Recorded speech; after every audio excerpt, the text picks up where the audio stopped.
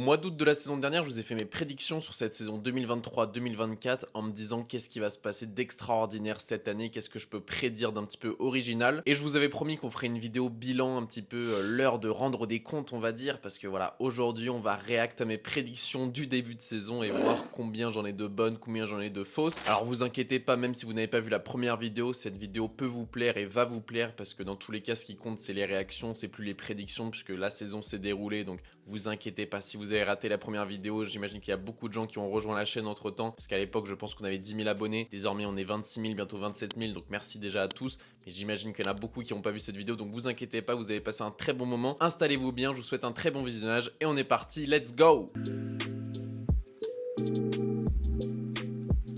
Et on commence directement avec ma première prédiction. Pour moi, le FC Nantes va se maintenir en 2023-2024. Ma première prédiction sur la Ligue 1, c'était que le FC Nantes se maintienne. C'est chose faite. Ça a été dur, ça a été une saison vraiment laborieuse pour le FC Nantes. Il y a eu 3 coachs différents. On a commencé avec Pierre Aristouille, on a continué avec Jocelyn Courvenec, puis ça a terminé avec Antoine Cambouré qui sera là donc pour les 2 prochaines saisons. D'ailleurs, il y a mon mercato parfait du FC Nantes qui va bientôt arriver puisque c'est quelque chose que vous m'avez énormément réclamé parce que j'ai énormément d'abonnés qui sont supporters nantais. En tout cas, j'avais pronostiqué que le FC Nantes allait se maintenir difficilement, ça a été chose faite. J'avais dit que le FC Nantes pourrait terminer peut-être barragiste ou alors 15e. Au final, Nantes a fini 14e. Donc en tout cas, cette première prédiction a été bonne. Ça a été compliqué pour Nantes, mais heureusement, ils se sont maintenus même s'il y a eu 0 victoire sur les 5 derniers matchs. On passe sur la deuxième prédiction qui n'est pas passée loin, mais qui malheureusement est fausse puisque j'avais annoncé que Mbappé allait marquer plus de 30 buts sur la saison parce que c'est un objectif qu'il avait seulement réussi à atteindre lors de la saison 2018-2019 après sa Coupe du Monde où il avait fait une saison extraordinaire avec 33 buts en 29 matchs. Cette saison, il n'est pas passé loin, mais il n'a joué que 29 matchs, son plus petit total depuis des années.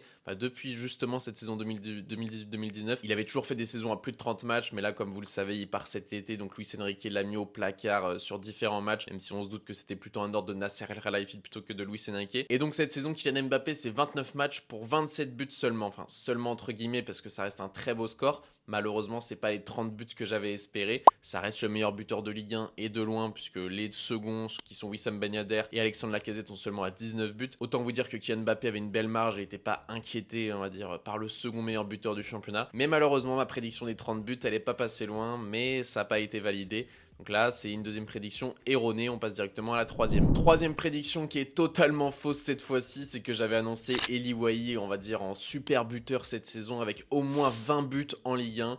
Autant vous dire que ça a été une saison un petit peu mitigée pour Eli Wahi, qui a eu du mal, on va dire, à digérer ce transfert au RC Lens. La saison dernière à Montpellier, il a fait une belle saison avec 19 buts en 33 matchs. Je me suis dit, ok, je le vois bien au RC Lens dans une équipe en plus que j'avais énormément suivi la saison d'avant, qui arrivait en Ligue des Champions. Je me suis dit, ça va être super, ça va être la star de l'équipe, etc.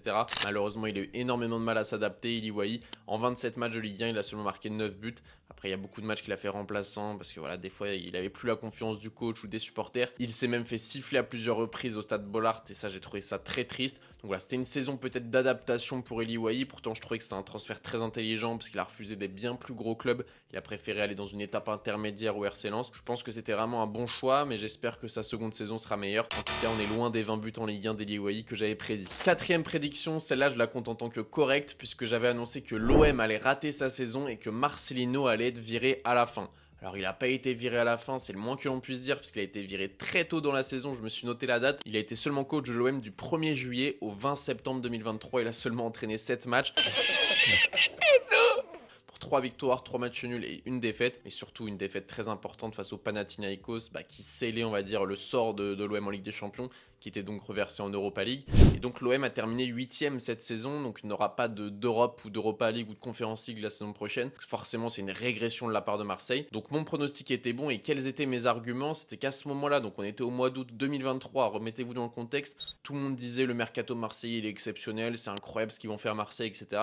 Et moi j'avais dit, attention, il y a beaucoup trop de nouveaux joueurs. Certes, il y a des joueurs que j'apprécie, comme Pierre-Emerick Aubameyang, comme Kondogbia par exemple, mais il y a beaucoup trop de renouveau. Un nouveau coach avec un nouveau effectif, on va dire, ça fait beaucoup de changements, surtout pour un effectif qui devait jouer les barrages, qui avait besoin de répondants dès le départ. J'avais donc annoncé une saison un petit peu catastrophique pour l'OM et je me suis pas trompé. 8e position, c'est vraiment moche. Ils finissent même derrière Lyon. Lyon qui était dernier un tiers de la saison.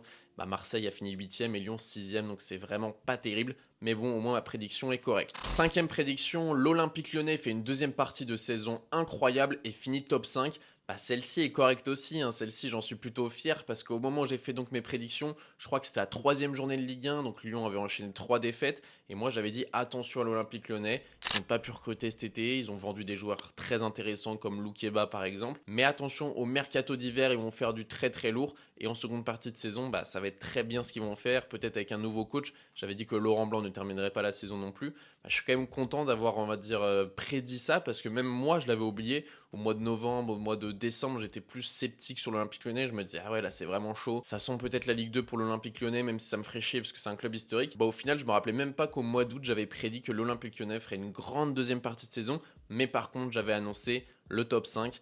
Bah, ils ont fini top 6, mais bon, quand je voulais dire top 5, c'était l'Europa League. Au final, même en étant 6ème, ils jouent l'Europa League, donc je me la compte. Je me la mets en tant que correcte parce que voilà, j'aurais dû dire et fini en Europa League parce que je ne croyais pas non plus à la Ligue des Champions. J'aurais dû dire Europa League, j'ai dit top 5, mais bon, celle-là on la compte parce qu'elle est quand même très belle, parce qu'il y avait beaucoup de gens qui ne croyaient plus l'Olympique Lyonnais. Personnellement, apparemment, dès le mois d'août, j'y croyais. Une prédiction que je me suis totalement foiré, c'est que j'avais annoncé Bordeaux qui allait monter en Ligue 1. Ah, autant vous dire que je suis loin du compte, puisque les Girondins de Bordeaux sont donc 12e de Ligue 2. Alors pourquoi j'avais dit ça? Tout simplement parce que là, cette année, je vis à Bordeaux, donc jusqu'en octobre. Je m'étais dit, allez, pourquoi pas, certes c'est à la Ligue 2, mais pourquoi pas une belle saison, parce que l'année dernière, ils avaient raté la Ligue 1 au dernier match, on se rappelle, face à Rodez, etc. Je m'étais dit, bon, je déménage à Bordeaux pour un an. J'espère que je vais voir du vrai beau football, que ça va monter en Ligue 1, qu'on va vivre une belle année de foot. Ah, je peux vous dire que dès le début, j'ai compris que je disais n'importe quoi, hein, parce que bon, même si je connaissais pas beaucoup la Ligue 2, bah, j'ai vu que les Girondins n'avaient tout simplement pas le niveau, malgré un effectif de très bonne qualité avec des joueurs All-Star de Ligue 2. Ah, franchement, le jeu déployé était vraiment très très faible. Et donc les Girondins n'auront bien sûr pas leur place en Ligue 1, contrairement à Auxerre ou à Angers qui ont fait une très belle saison. Peut-être même à Saint-Etienne ou alors à Rodez qui vont jouer donc les barrages et qui affronteront donc après Metz en barrage de Ligue 1 contre Ligue 2. En tout cas, les Girondins étaient loin du compte et là, j'étais vraiment à côté de la plaque. Septième prédiction, c'était plus un espoir qu'une vraie prédiction. J'avais dit que le Paris Saint-Germain pourrait faire une saison d'invincible en Ligue 1. Bah, j'étais pas très loin. Seulement 2 défaites pour le PSG cette saison. Voilà, moi, j'avais envie de croire à cette saison d'invincible d'Arsenal depuis qu'elle est Qatari. Chaque année, je me dis peut-être que cette année, on va faire un truc de fou. Au final, ça a été le Bayer Leverkusen de Xabi Alonso qui l'a fait et non Paris Saint-Germain de Luis Enrique. Mais quand même, seulement 2 défaites, c'est très très bien. Une défaite face à Nice en début de saison qui était totalement méritée. L'OGC Nice est venu au parc, avait vraiment mis en place une très belle tactique avec un Terem Moffi qui était chaud bouillant ce soir-là. Et là, on a eu une seconde défaite en fin de saison face à Metz où on était déjà assuré d'être champion. Donc on va dire, c'est des défaites qui sont évitables. Mais bon, là, on n'avait plus grand chose à jouer. Donc voilà, les joueurs n'étaient plus trop motivés. Je pouvais un petit peu le comprendre. C'est pas des défaites qu'on va retenir, contrairement à la défaite face à Dortmund par exemple. Donc voilà, c'est dommage, c'est une prédiction qui n'est pas validée, mais j'étais pas vraiment loin parce que seulement 2 défaites en 34 matchs, c'est quand même plutôt pas mal. Huitième prédiction, celle-ci, elle est catastrophique. J'avais annoncé Accor Adams qui marque plus que 15 buts en Ligue 1. Autant vous dire que j'étais loin du compte là aussi, puisqu'il a marqué seulement 8 buts, le Accor Adams, qui est un joueur que j'ai bien aimé en début de saison du côté de Montpellier, qui m'a fait forte impression à son arrivée. Je crois qu'il avait inscrit un triplé, peut-être en match amical. En tout cas, j'avais vraiment apprécié les débuts de Accor Adams à Montpellier, mais il a eu du mal à être régulier, il a eu du mal à avoir de la continuité dans ses performances. 32 matchs de Ligue 1 pour seulement 8 petits buts, c'est dommage, il avait bien démarré, et puis ça s'est un petit peu essoufflé. On espère pour lui qu'il fera une meilleure seconde saison à Montpellier. Neuvième prédiction, celle-ci, elle est très compliquée, mais bon, c'est pas vraiment de mon ressort. J'avais pris un énorme risque en disant que Stréder Apois allait être une des révélations de la saison de Ligue 1. Je pense que 90% des gens qui regardent cette vidéo ne savent même pas qui est Stréder Apois. Ça vous montre à quel point je me suis foiré, on va dire, sur cette prédiction. C'est aussi le but des prédictions, c'est de prendre des risques et c'est d'avoir des réacs comme ça où on rigole, on se dit ouais, compliqué, hein. Je sais pas, ce jour-là, j'étais peut-être, je sais pas, j'avais mangé un truc qui allait pas, j'avais envie de prendre des risques.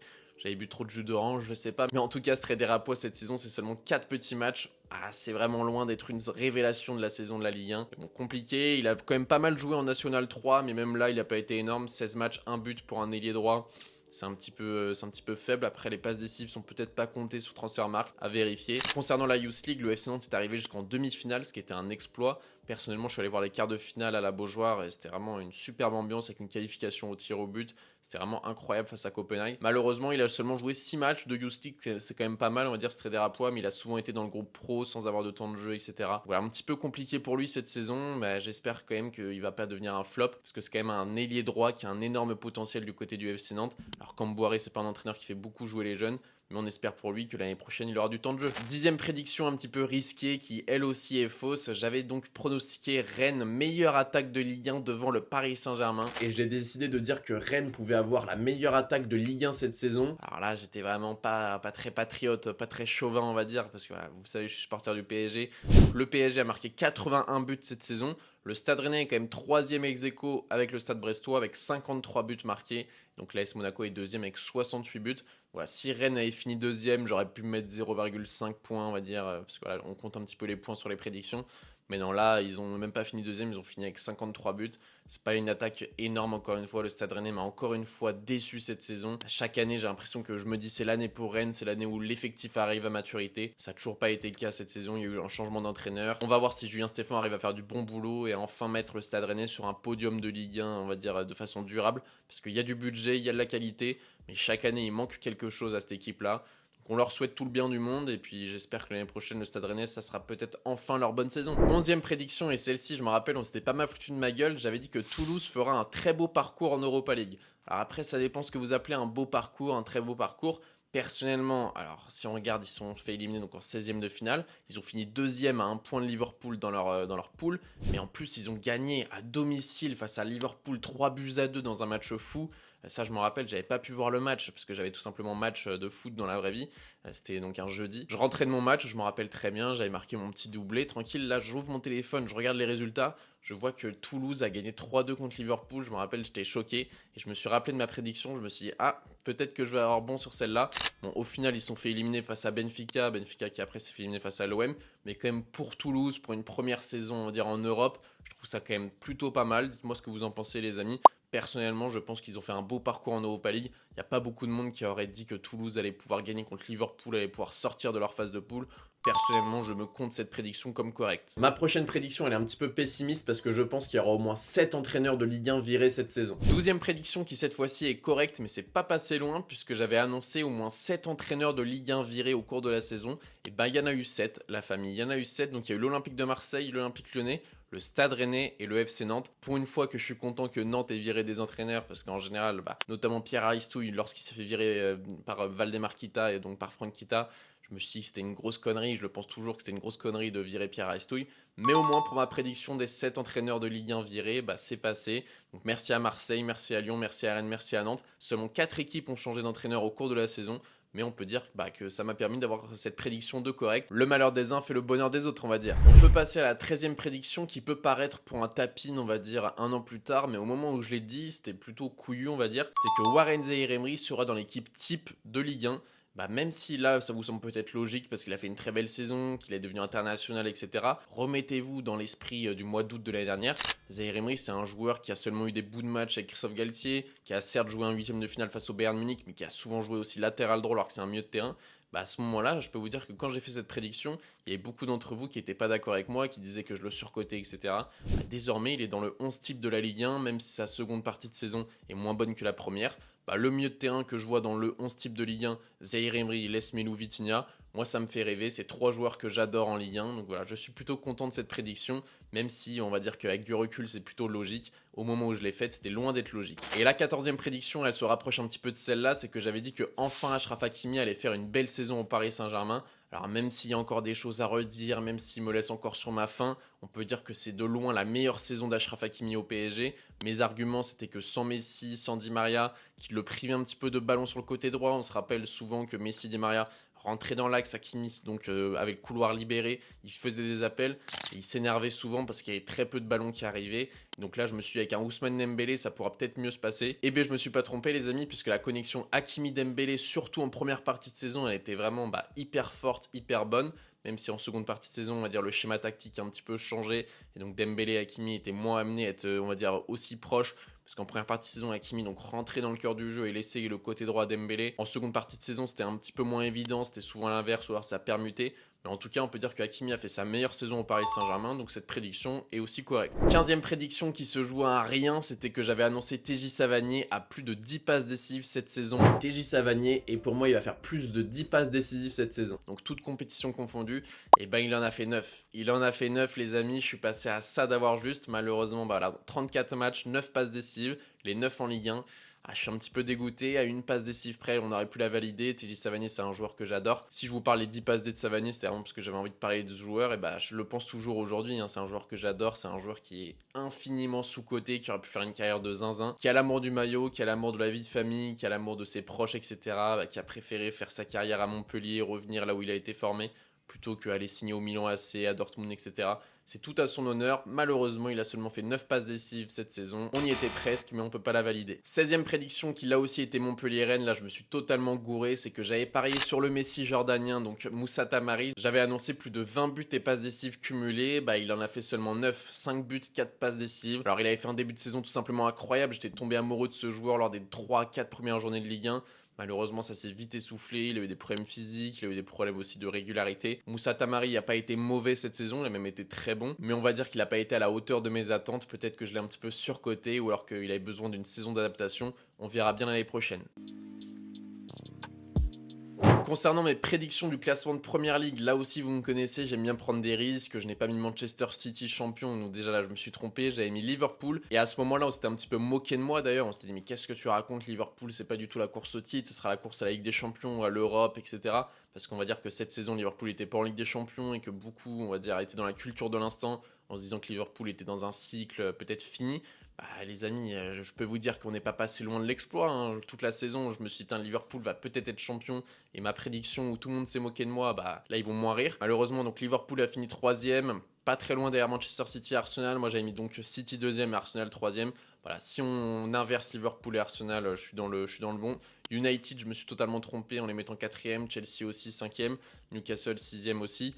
Mais on va dire que le classement de Première Ligue, c'est le truc le plus dur à faire dans le foot. C'est la meilleure ligue, toutes les équipes sont compétitives. Par contre, on va dire que pour les dernières places, Sheffield, Bournemouth, Luton, j'ai pas été non plus trop dégueulasse. Voilà, Burnley, je les ai un petit peu surcotés, le Burnley de Vincent Kompany, qui d'ailleurs apparemment va peut-être aller au Bayern Munich.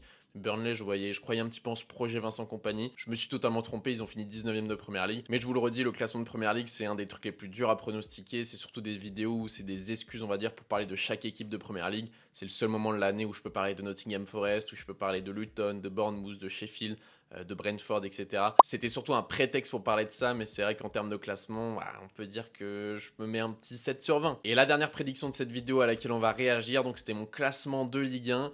Et là, il y a un truc qui vous choque normalement tout de suite, c'est que j'avais mis Brest 17e avant-dernier. Autant vous dire que j'étais loin du compte, puisqu'ils ont fini 3e juste derrière Monaco et le Paris Saint-Germain et devant Lille ou devant Nice. Voilà, désolé à tous mes amis brestois parce que je me rappelle au moment où j'ai sorti cette vidéo, j'ai eu énormément de commentaires et de messages sur les réseaux sociaux qui me disaient « Oh BR, t'es sérieux, tu nous mets relégables, tu connais pas notre effectif, etc. » Je vous ai sous-estimé, je l'avoue, voilà, je lève les mains, vous pouvez mettre les menottes, excusez-moi tous mes amis brestois. Je sais que je suis pas le seul, il y a d'autres youtubeurs qui avaient annoncé Brest relégable ou même dernier. Moi au moins les brestois, je vous ai pas mis dernier. Je vous ai mis 17e, j'avais eu bon donc sur Metz relégable, le FC Nantes que j'avais mis 16e, donc barragiste avec le maintien en Ligue 1.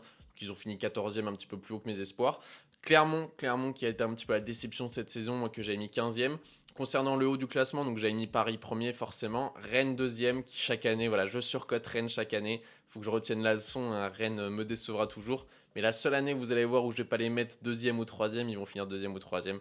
Donc voilà, Lens aussi, je les ai un petit peu vus trop haut. Marseille surtout, parce que j'avais fait mon classement de Ligue 1 2 semaines avant mes prédictions. Et donc j'étais plus en accord avec moi-même. L'OM, j'ai mis 3e, mais bon, après vous avez bien vu avec mes prédictions que j'avais dit qu'ils allaient faire une mauvaise saison. L'AS Monaco 5e, Lille 6e, Nice 7e, Lyon 8e. Là-dessus je suis pas trop dégueulasse on va dire par rapport à ça. Même le reste, Strasbourg, Reims, Montpellier, Toulouse, etc. Dans le ventre mou j'étais plutôt bon. Par contre le FC Lorient là aussi je les ai vus un petit peu trop beaux. Mais voilà, c'est un classement qui est pas non plus catastrophique. Je me mettrais une bonne note de 11 ou 12 sur 20. C'était un petit peu mieux que la Première Ligue. Forcément la Ligue 1 c'était un petit peu plus simple à pronostiquer que la Première Ligue. En tout cas voilà, au moins j'ai eu le mérite de le faire. Je sais que c'est un petit peu compliqué, on se fait souvent moquer on va dire les youtubeurs parce qu'on essaye de faire des pronostics, on essaye de faire des analyses, mais c'est aussi ça le charme du football. Si on pouvait savoir le classement à l'avance, quel intérêt de regarder, quel intérêt de vibrer devant chaque match le week-end. C'est ça le charme du football, c'est que c'est un sport totalement imprévisible. Le dernier peut battre le premier et c'est ça que j'adore dans mon sport. Dites-moi ce que vous avez pensé de la vidéo dans les commentaires, la famille. Je vous laisse sur ces belles paroles. En tout cas, le football, c'est un sport incroyable. J'espère que vous avez kiffé. Maximum de pouces bleus. Vous pouvez aussi venir me suivre sur les réseaux sociaux comme Instagram, comme TikTok, comme Twitter. Tout est dans la description, les amis. Je vous dis à très bientôt pour plein de nouvelles vidéos. Il y en a plein qui sont en cours de préparation. Voilà, je sais que vous allez kiffer. J'espère que vous serez au rendez-vous. C'était BR10. Bonne matinée, bonne journée, bonne soirée, bonne nuit. Je vous kiffe. Peace!